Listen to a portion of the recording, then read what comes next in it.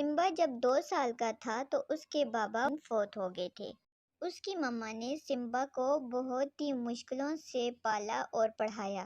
ان کی محنت سے سمبا 7 کلاس میں آ گیا۔ اس کے اسکول کی فیس معاف تھی۔ سمبا کی ماما چاہتی تھی کہ وہ پڑھ لکھ کر اچھی جاب پہ لگ جائے۔ نئی کلاس میں آنے پر سمبا بہت خوش ہوا۔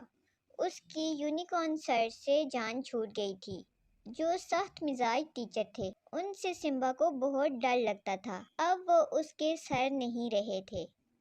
سمبا جیسے جیسے بڑا ہو رہا تھا بدتمیز ہوتا جا رہا تھا۔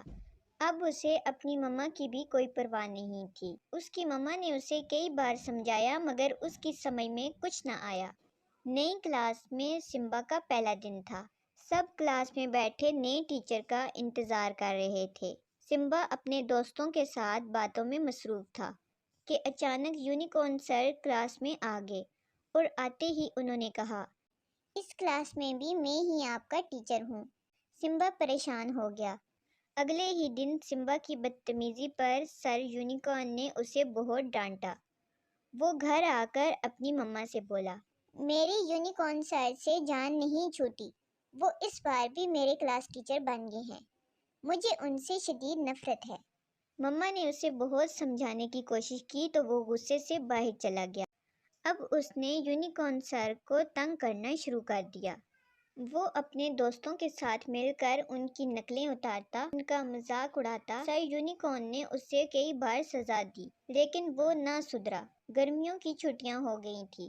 جب اسکول کھلے تو پتہ چلا کہ سر یونیکارن فوت ہو گئے ہیں۔ سمبا بہت خوش ہوا کہ چلو جان چھوٹی۔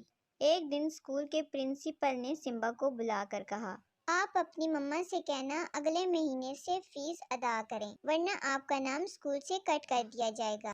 سمبا نے کہا، لیکن کیوں سر، میری تو فیس معاف ہے۔ یہ سن کر پرنسپل بولے، آپ کی فیس معاف نہیں تھی بلکہ سر یونیکارن فیس آپ کی ادا کرتے تھے۔ ان کا دنیا میں اور کوئی نہیں تھا۔ وہ آپ سے بہت پیار کرتے تھے، آپ کو پڑھانا چاہتے تھے تاکہ آپ اچھی جاب کر کے اپنی ماما کا خیال کر سکیں، اسی لیے وہ آپ کی فیس ادا کرتے تھے۔ یہ سن کر سمبا کو ایک زور کا جھٹکا لگا۔ گھر آ کر اس نے اپنی ماما کو یہ بات بتائی اور رونے لگا۔ یہ بات اس کی ماما پہلے سے جانتی تھی۔ پھر سمبا کو اسکول چھوڑنا پڑا اور ایک ڈھابے پر ویٹر کی جاب کرنے لگا۔ آج اسے سر یونیکارن بہت یاد آئے لیکن اب وقت گزر چکا تھا اور گیا وقت کبھی واپس نہیں آتا۔